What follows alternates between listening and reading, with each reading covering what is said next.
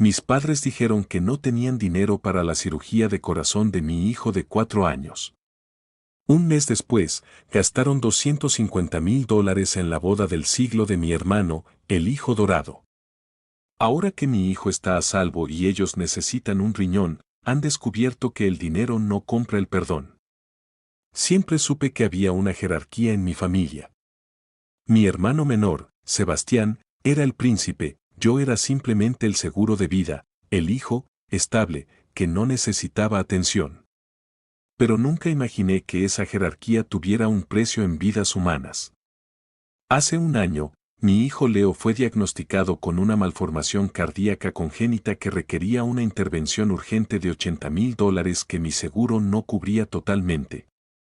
Acudí a mis padres, quienes poseen una cadena de hoteles y viven en una opulencia obscena.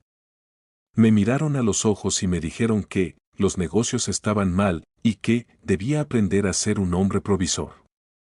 Me hundí en deudas, vendí mi casa y trabajé 3 turnos para salvar a mi hijo. Mientras Leo estaba en recuperación, recibí la invitación, Sebastián se casaba en una isla privada. La fiesta costó $250,000. Mis padres pagaron cada centavo, desde el caviar hasta los fuegos artificiales. En ese momento, los bloqueé de mi vida. Pero la vida da vueltas. Hace 2 meses, mi padre enfermó y mi hermano, el hijo dorado, resultó no ser compatible para la donación que él necesita. Yo sí lo soy. Ahora lloran en mi puerta suplicando por una parte de mi cuerpo, después de que ellos se negaran a dar una fracción de su fortuna para salvar el corazón de mi hijo. Esta es mi historia. Antes de comenzar este relato, queremos agradecer de corazón a todas aquellas personas que se suscribieron a este humilde canal.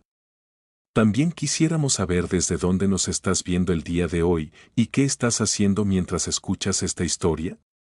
Si te gusta este tipo de videos, no olvides suscribirte a este canal si aún no lo hiciste, darle manita arriba y activar las notificaciones para que YouTube te avise cada vez que subimos un video nuevo. El mundo se detuvo el martes, 14 de marzo a las 10 de la mañana. El doctor Arrieta cerró la carpeta con una lentitud que me hizo sentir un frío ártico en la nuca. Mi esposa, Clara, apretaba mi mano con tanta fuerza que sus nudillos estaban blancos. Leo necesita la cirugía en los próximos 3 meses, dijo el médico. El presupuesto total, incluyendo el postoperatorio y los especialistas, ascendía a $80,000 adicionales a lo que cubría nuestro plan médico básico. Nosotros somos una familia de clase media trabajadora, yo soy arquitecto junior y Clara es maestra. Ese dinero era una montaña que no podíamos escalar solos. Sin embargo, no entré en pánico de inmediato. Pensé en mis padres, Roberto y Elena. Ellos siempre se jactaban de su éxito, de sus viajes a Europa y de la importancia de la estirpe familiar. Estaba seguro de que, tratándose de su único nieto varón, el dinero aparecería en minutos. Esa misma noche conduje hasta su mansión en las afueras de la ciudad. El jardín estaba perfectamente iluminado, con estatuas de mármol que parecían burlarse de mi desesperación. Mis padres estaban cenando en el gran comedor de caoba. Cuando les expliqué la situación de Leo, esperaba que mi madre se levantara a abrazarme o que mi padre sacara su chequera sin dudarlo. En lugar de eso, el silencio que siguió fue denso y pegajoso. Mi padre dejó su copa de vino con una parsimonia irritante. Hijo, es una situación terrible, realmente lo es, comenzó a decir con ese tono de voz que usa para negociar contratos. Pero tienes que entender que los negocios han tenido un año fiscal muy complicado. La inflación, las nuevas regulaciones, tenemos gran parte de nuestro capital inmovilizado en inversiones a largo plazo. No podemos simplemente sacar esa cantidad de la nada. Mi madre asintió, fingiendo una tristeza que no llegaba a sus ojos. Además, Daniel, siempre te dijimos que debías tener un fondo de emergencia más sólido. No puedes depender de nosotros cada vez que la vida se pone difícil. Tienes una casa, tienes un auto, quizás es momento de que demuestres la responsabilidad que se espera de un padre. Me quedé helado. No les estaba pidiendo dinero para unas vacaciones o un negocio arriesgado, les estaba pidiendo la vida de su nieto. Intenté razonar con ellos, les recordé que el año pasado habían comprado un yate nuevo, pero mi padre simplemente levantó la mano para silenciarme. Eso fue una inversión corporativa, Daniel. No confundas las cosas. Si te damos el dinero ahora, nunca aprenderás a valerte por ti mismo. Lo sentimos mucho, pero la respuesta es no. Rezaremos por el pequeño Leo. Salí de esa casa sintiendo una náusea profunda. El rechazo no era por falta de fondos, era una lección moral retorcida. Ellos querían que yo sufriera para forjar mi carácter, ignorando que el costo de esa lección podía ser la muerte de mi hijo de 4 años. Mientras conducía de regreso a mi pequeño apartamento, las lágrimas de rabia nublaban mi vista. Esa noche, Clara y yo no dormimos. Empezamos a hacer listas de lo que podíamos vender. Pusimos nuestra casa en el mercado al día siguiente, pedimos préstamos personales con intereses usureros y abrimos una cuenta de donaciones en línea. Fue el comienzo de un calvario de 6 meses donde trabajé 16 horas diarias, vendiendo cada pertenencia de valor, incluyendo el anillo de compromiso de Clara y mis herramientas de diseño profesional. Mis padres no volvieron a llamar para preguntar cómo iba la recaudación. Simplemente desaparecieron en su burbuja de privilegios, dejándome a la deriva en la tormenta más oscura de mi vida. Mientras yo pasaba las noches en vela haciendo hojas de cálculo para ver cómo pagar la siguiente cuota del hospital, mi hermano Sebastián estaba ocupado en algo muy diferente. Sebastián siempre fue el favorito, el artista de la familia que nunca tuvo que trabajar un día en su vida porque mis padres subvencionaban sus caprichos. Un mes después de que me negaran el dinero para Leo, recibí un correo electrónico masivo. No era una oferta de ayuda. Era una invitación digital interactiva, con música de orquesta de fondo, anunciando el compromiso de Sebastián con una modelo de redes sociales que apenas conocía hacía 6 meses. La boda se celebraría en una isla privada en las Bahamas, con todo incluido para los invitados electos. Mis padres estaban organizando lo que llamaban el evento de la década. La crueldad de la situación no me golpeó del todo hasta que un primo cercano me contó, bajo estricta confidencialidad, los detalles del presupuesto. Mis padres estaban gastando $250,000 en una fiesta de 3 días. Solo el vestido de la novia costaba $20,000, una cuarta parte de lo que yo necesitaba para salvar la vida de mi hijo. Pagaron vuelos en primera clase para amigos de Sebastián, alquilaron 3 villas de lujo y contrataron a un chef con 3 estrellas Michelin. Cada vez que veía una actualización en el Instagram de mi madre sobre las pruebas de menú o la elección de las flores exóticas que traerían de Holanda, sentía un cuchillo oxidado retorciéndose en mi estómago. Los mismos padres que me dijeron que los negocios estaban mal estaban lanzando fajos de billetes al fuego para alimentar el ego de su hijo dorado. Clara me rogó que no viera las redes sociales, pero era imposible ignorar el ruido.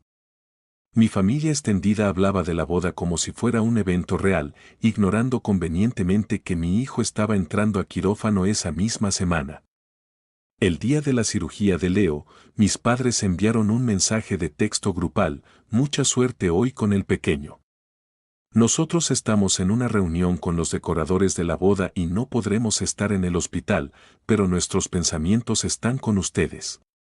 Ni siquiera una llamada. Ni siquiera un te transferimos $1,000 para los medicamentos. Nada. Solo la indiferencia disfrazada de ocupación aristocrática. Esa tarde, mientras esperaba fuera del quirófano durante 7 horas interminables, tomé una decisión.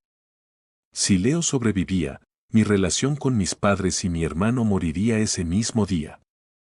Leo salió de la cirugía con éxito, aunque con un pronóstico de recuperación lento y costoso. Estábamos en la ruina total, viviendo en un pequeño estudio alquilado y debiendo más dinero del que ganaría en 10 años. Pero estaba vivo. 2 semanas después, llegó la invitación física de la boda, una caja de madera de sándalo con una botella de champán miniatura y una tarjeta bañada en oro. Sebastián me llamó por primera vez en meses. Oye, hermano, espero que vengas a la boda. Va a ser épico. Papá dice que necesitas un descanso del drama del hospital. Esa palabra, drama, fue el detonante final. Colgué el teléfono, puse la invitación en una bolsa de basura y bloqueé todos sus números. No hubo gritos, no hubo escenas. Simplemente dejé de existir para ellos. No asistí a la boda, no envié regalo y no respondí a los correos indignados de mi madre diciendo que mi ausencia era una falta de respeto al linaje familiar. Los siguientes 2 años fueron un ejercicio de supervivencia y resiliencia absoluta. Clara y yo nos convertimos en una unidad impenetrable. Nos mudamos a otra ciudad para empezar de cero, lejos de los círculos sociales donde mis padres ostentaban su riqueza. Conseguí un trabajo en una firma de arquitectura más grande, aceptando cada proyecto extra que me ofrecieran. Leo crecía sano, aunque con una cicatriz en el pecho que me recordaba cada día el precio de su vida. No solo el precio monetario, sino el precio emocional de saber que su familia lo había considerado prescindible. Mis padres intentaron contactarme un par de veces al principio, principalmente para quejarse de que no les enviaba fotos de Leo para su álbum familiar, como si fueran abuelos presentes. No les respondí nunca. El silencio era mi única arma y mi único refugio. Sebastián, por su parte, vivía la vida de ensueño que mis padres le habían comprado. Se mudó a una mansión pagada por mi padre y seguía buscando su camino en el arte mientras gastaba fortunas en fiestas y viajes. Ocasionalmente, algún familiar lejano me enviaba capturas de pantalla de sus redes sociales, Sebastián en Dubái, Sebastián estrenando un auto deportivo, mis padres brindando con él en yates lujosos. Cada imagen era una confirmación de que mi decisión de alejarlos había sido la correcta. Eran personas huecas, unidas solo por el brillo del dinero y el desprecio por la vulnerabilidad. Yo, en cambio, encontraba alegría en las cosas pequeñas, el primer día de escuela de Leo, una cena tranquila con Clara, la satisfacción de ir pagando, dólar a dólar, las deudas que nos habían ahogado. Habíamos perdido la opulencia, pero habíamos ganado una paz que ellos jamás conocerían.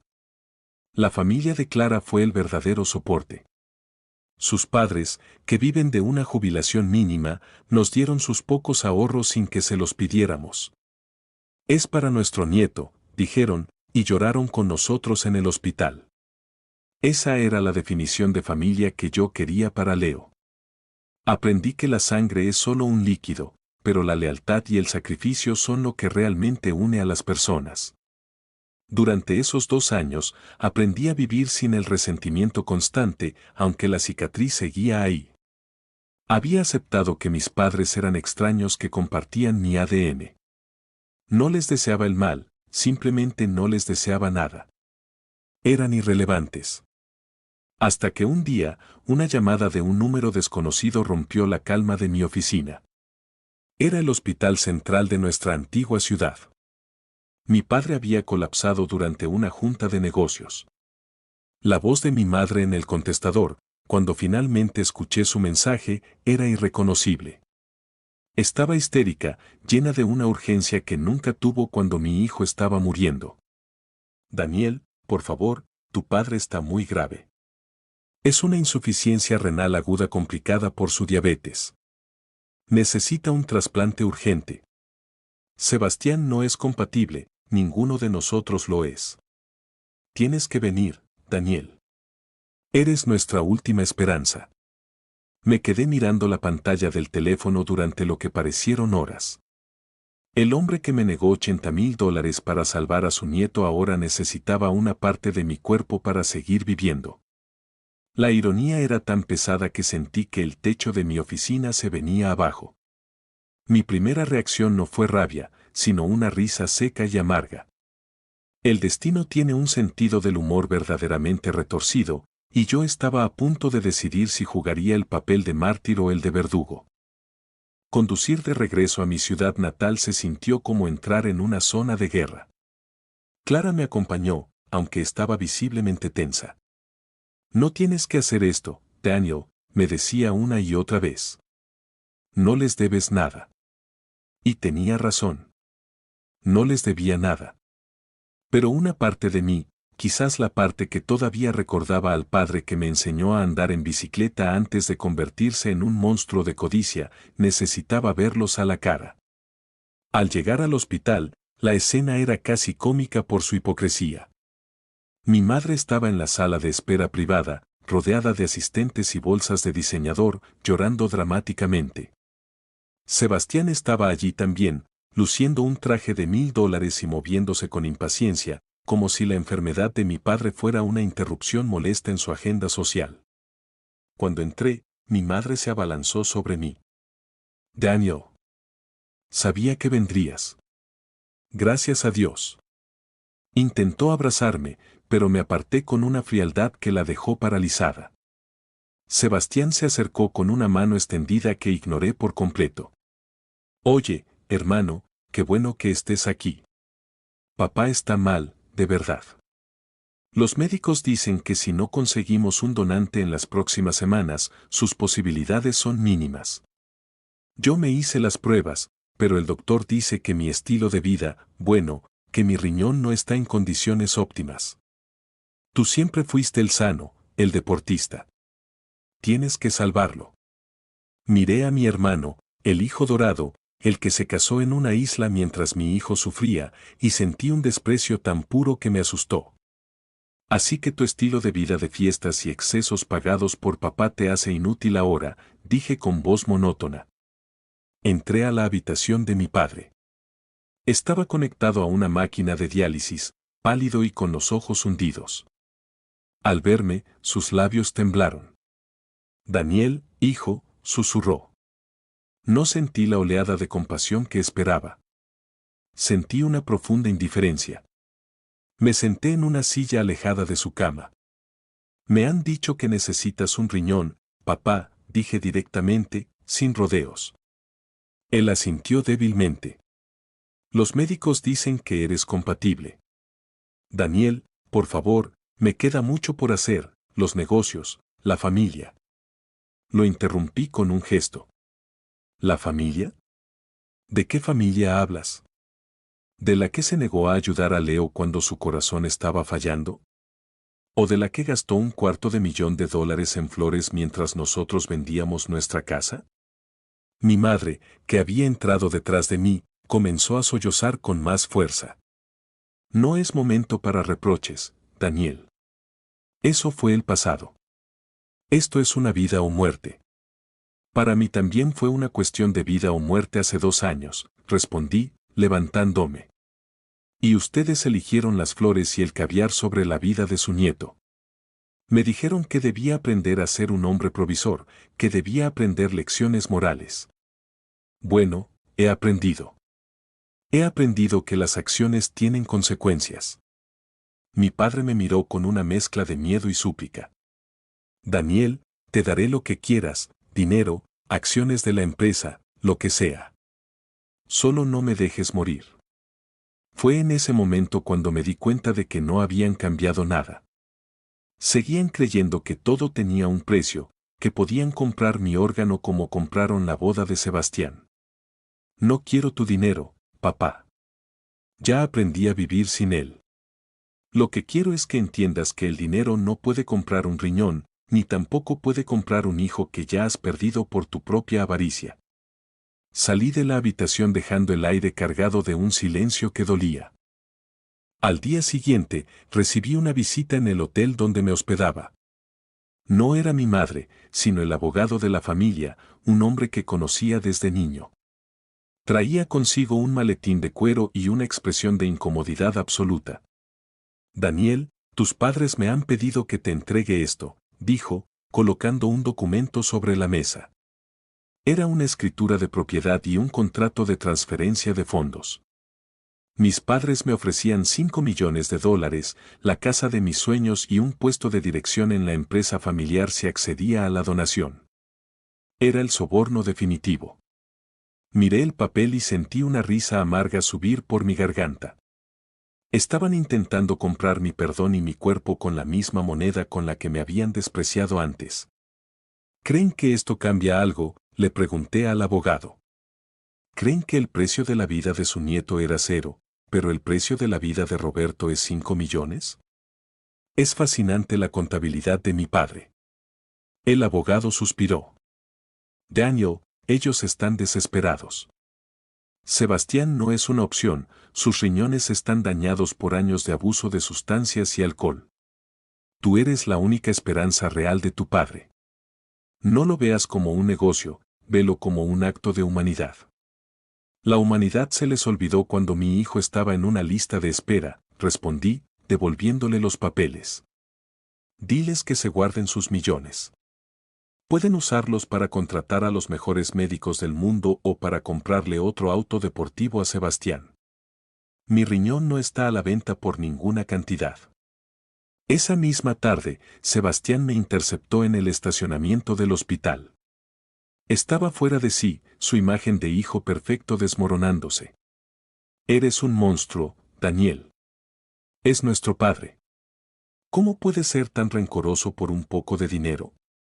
Lo agarré de la solapa de su chaqueta de diseñador y lo empujé contra su auto de lujo. No fue por el dinero, imbécil. Fue por la traición. Mi hijo pudo haber muerto. Pasamos hambre, perdimos todo, mientras tú brindabas con champán en las Bahamas. ¿Dónde estaban tus sentimientos entonces? ¿Dónde estaba tu amor fraternal cuando ignorabas mis llamadas de auxilio? Sebastián se quedó callado, sus ojos llenos de una cobardía que siempre había ocultado tras su arrogancia. Papá te dio todo, Sebastián. Ahora dale tú algo. Ah, claro, no puedes, porque te encargaste de destruir tu propio cuerpo mientras él te pagaba los vicios. Lo solté con desprecio. Mi madre apareció entonces, rogando, de rodillas en el asfalto. Daniel, por favor, te lo ruego, si muere, la empresa caerá, Sebastián no sabe manejar nada, nos quedaremos sin nada. Esa fue la confesión final. No les importaba la vida de mi padre por amor, les importaba por el flujo de dinero que él representaba. Sebastián era un parásito y mi madre era la reina de un imperio de papel. Si el rey moría, la fiesta se acababa. Toda su desesperación era, en última instancia, financiera. Me di cuenta de que si yo donaba mi riñón, no estaría salvando a un padre, estaría manteniendo un sistema de abuso y favoritismo que casi mata a mi hijo. La respuesta sigue siendo no, dije con una calma que me asombró. Y si se quedan sin nada, bueno, quizás es momento de que aprendan a ser personas provisoras. Esa fue la lección que él me dio, ¿no? Esa noche, en la habitación del hotel, no pude dormir. Las palabras de mi madre y el rostro demacrado de mi padre daban vueltas en mi cabeza. Una parte de mí, la parte que fue criada para ser el hijo responsable, se sentía culpable. ¿Era yo tan malo como ellos y los dejaba sufrir? Clara me observaba en silencio mientras yo caminaba de un lado a otro. Daniel, dijo finalmente, sentándose en el borde de la cama. Sé lo que estás pensando. Estás pensando que si no lo haces, serás igual que ellos. Pero hay una diferencia fundamental. Ellos te negaron ayuda por egoísmo. Tú les estás negando ayuda por justicia y por proteger tu propia integridad. Donar un órgano no es como prestar dinero, es una cirugía mayor, un riesgo para tu propia salud. Y tú tienes un hijo y una esposa que te necesitan sano. Sus palabras fueron un bálsamo, pero el conflicto interno persistía. ¿Y si muere, Clara? ¿Podré vivir conmigo mismo sabiendo que pude evitarlo? Ella se acercó y me tomó de las manos. Leo tiene esa cicatriz en el pecho porque sus abuelos decidieron que una fiesta era más importante que su corazón. Tú no le debes tu salud a un hombre que no valoró la vida de tu hijo. Si decides hacerlo, que sea por ti, no por ellos. Pero no dejes que el chantaje emocional te obligue a mutilarte por personas que te desecharon cuando no les servías. Me quedé pensando en Leo. En su risa, en su valentía. Pensé en cómo mis padres ni siquiera sabían cuál era su color favorito o qué quería ser de grande. Eran extraños que reclamaban derechos de autor sobre mi vida solo porque compartíamos el apellido. A la mañana siguiente, recibí una carta de mi padre.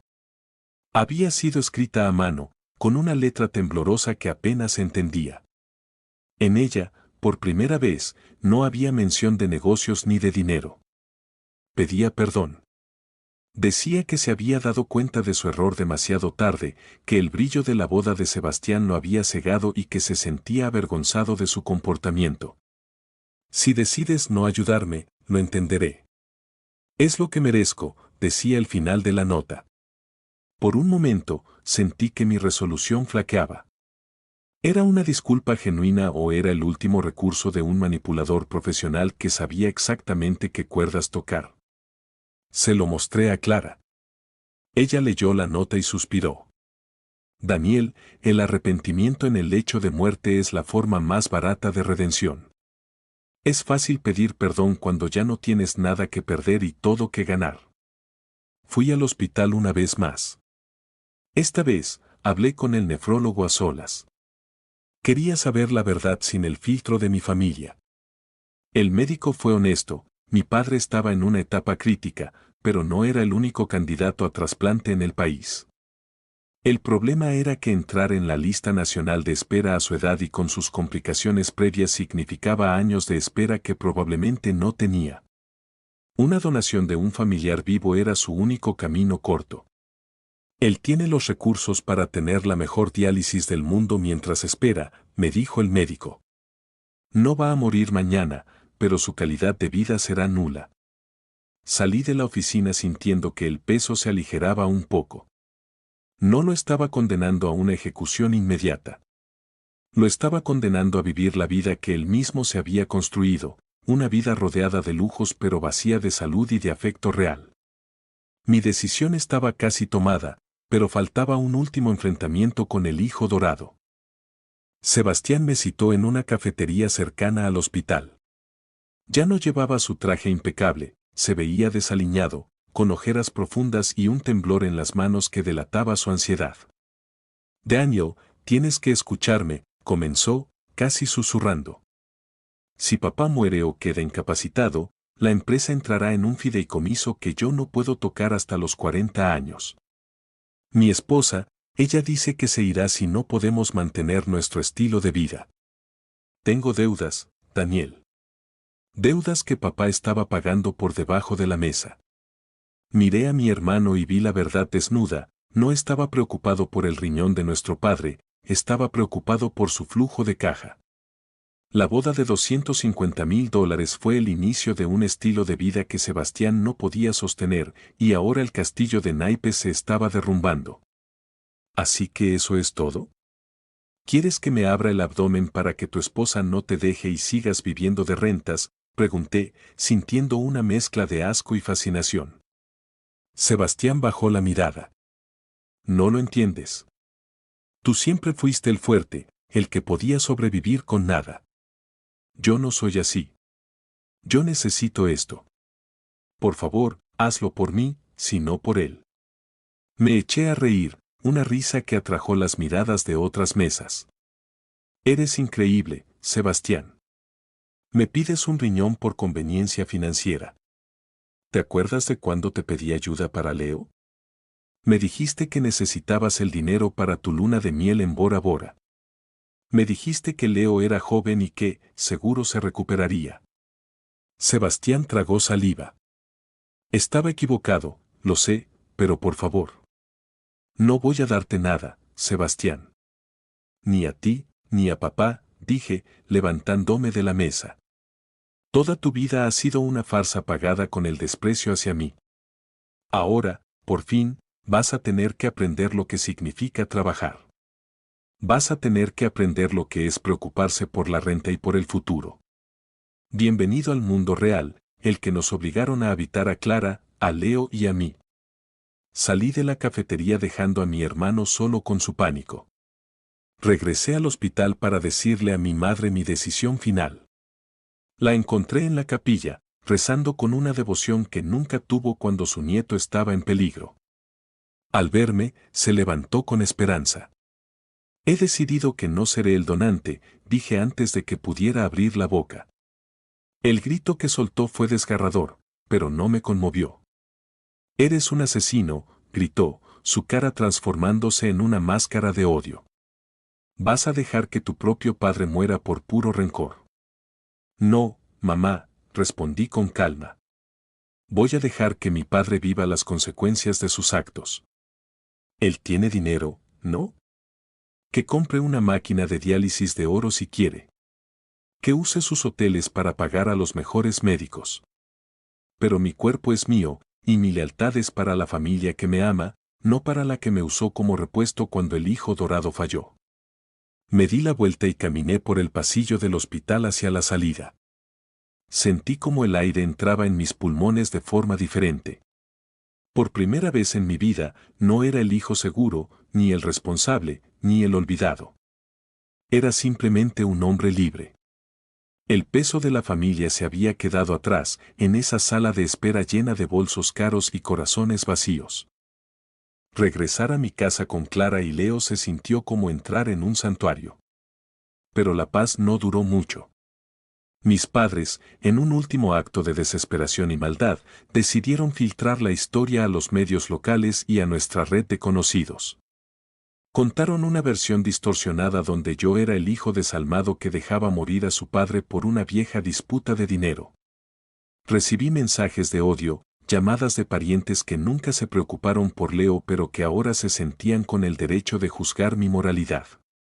Mi madre incluso publicó un post en redes sociales con una foto de mi padre en el hospital, etiquetándome y pidiendo oraciones para que mi hijo recupere su humanidad. Fue un linchamiento digital orquestado para obligarme a ceder por vergüenza. Sin embargo, el plan le salió el tiro por la culata. Clara, que siempre ha sido más combativa que yo, decidió que ya era suficiente de silencios. Publicó un hilo detallado con las pruebas de lo que había pasado, las capturas de pantalla de los mensajes donde nos negaban la ayuda para Leo, las facturas del hospital que pagamos vendiendo nuestra casa, y las fotos de la extravagante boda de Sebastián que ocurrieron apenas semanas después del diagnóstico de nuestro hijo. La verdad explotó en las redes sociales. El público, que al principio me juzgaba, se volvió contra mis padres y mi hermano con una furia implacable. La boda del siglo se convirtió en el símbolo de la avaricia familiar. Los negocios de mi padre empezaron a sufrir cancelaciones, nadie quería asociarse con los abuelos que negaron el corazón a su nieto. La empresa de mi padre, ya debilitada por su enfermedad, entró en una crisis de relaciones públicas sin precedentes. Sebastián, en lugar de ayudar, se escondió en su mansión mientras su esposa iniciaba los trámites de divorcio, tal como él había temido. Fue una caída estrepitosa desde la gracia. Mi madre intentó llamarme para que detuviera a Clara, para que limpiara su nombre. Le respondí por última vez: no estamos ensuciando su nombre, mamá. Solo estamos dejando que la luz ilumine lo que siempre ha habido ahí. Ustedes construyeron este pedestal sobre la indiferencia, no se quejen ahora que el pedestal se está rompiendo. Colgué y, esta vez, cambié mi número de teléfono de forma definitiva. Borré mis redes sociales y me enfoqué en lo único que importaba, mi familia real. Meses después, supe que mi padre había comenzado un tratamiento de diálisis permanente. No murió, pero su vida de viajes y lujos corporativos se terminó. Se vio obligado a vender gran parte de sus activos para mantener la empresa a flote y pagar sus propios gastos médicos. Sebastián terminó trabajando como vendedor de autos usados, lejos del arte y del prestigio que nunca se ganó. Mi madre vive ahora en una casa mucho más pequeña, amargada y sola, culpando al mundo de su desgracia. Mientras tanto, en mi pequeño jardín, veo a Leo correr. Su corazón es fuerte, su risa es clara y su padre está entero. A veces, la justicia no llega con un mazo de juez, sino con el simple acto de decir no a quienes creen que pueden comprar tu alma. Hemos sanado, no por el dinero que nunca tuvimos, sino por el amor que ellos nunca entendieron. Ha pasado un año desde la crisis del riñón. La tormenta pasó y el mundo se olvidó de nosotros, lo cual es el mayor regalo que pude haber recibido. Mi vida hoy es tranquila, predecible y profundamente satisfactoria. Sigo trabajando como arquitecto, pero ahora tengo mi propio pequeño estudio. No somos millonarios, pero somos dueños de nuestro tiempo. Leo acaba de cumplir 6 años. Para su cumpleaños, no alquilamos una isla privada ni contratamos chefs famosos. Tuvimos una fiesta en el parque con sus amigos del colegio, pizza y un pastel que Clara y yo horneamos juntos. Al verlo soplar las velas, con esa pequeña cicatriz oculta bajo su camiseta de superhéroe, sentí una plenitud que ninguna cuenta bancaria podría igualar. Él está bien. Él está a salvo. Y lo más importante, está rodeado de personas que darían su vida por él sin pensarlo 2 veces. Hace unas semanas, recibí un sobre por correo. Era una notificación legal. Mi padre había fallecido finalmente por complicaciones respiratorias. No sentí dolor, solo una extraña sensación de cierre. La carta informaba que, a pesar de todo, me había dejado una pequeña parte de su herencia, una especie de fideicomiso para los estudios de Leo. Lo hablé con Clara. Al principio quise rechazarlo, pero luego me di cuenta de que no era para mí, sino para el futuro del niño al que él le falló. Aceptamos el dinero y lo pusimos en un fondo educativo bloqueado. Es la única compensación que Leo recibirá jamás de los abuelos que nunca lo amaron. Sebastián intentó impugnar el testamento, pero no tenía ni los recursos ni la base legal para hacerlo. Fue su último acto de avaricia, y falló como todos los anteriores. A veces, por las noches, me quedo mirando el horizonte y pienso en el camino recorrido. No me arrepiento de no haber donado mi riñón. Sé que algunos me llamarán frío, pero sé que protegí mi vida para poder ser el padre que mi hijo necesita. Si hubiera cedido al chantaje, habría validado su idea de que el dinero y el poder pueden borrar cualquier pecado. Al decir que no, les di la única lección que realmente importaba, que hay cosas, como la lealtad y el amor paternal, que no tienen precio y no están en venta. Mi padre murió sabiendo eso, y aunque fue una lección amarga, fue la más honesta que recibió en toda su vida. Sebastián y mi madre siguen viviendo en su pequeño mundo de resentimiento, pero ya no tienen poder sobre nosotros. Son fantasmas de un pasado que ya no visito. Hoy, mientras Leo duerme, Clara y yo nos sentamos en el porche a tomar un café. Hablamos de nuestros planes para el próximo verano, de las pequeñas reparaciones que necesita nuestra casa y de lo orgullosos que estamos de nuestro hijo. No necesitamos yates, ni islas privadas, ni bodas de $250,000 para sentirnos exitosos. El éxito, para nosotros, es despertarnos cada mañana sin el peso de la traición en el pecho. Es saber que, cuando las cosas se pusieron difíciles, no elegimos las flores sobre el corazón. Elegimos la vida. Y esa elección nos ha dado todo lo que alguna vez soñamos. La historia de la boda del siglo y el hijo dorado ha terminado, y en su lugar ha quedado una historia simple de amor, sacrificio y la paz que llega cuando finalmente decides que tu valor no depende de la billetera de nadie más.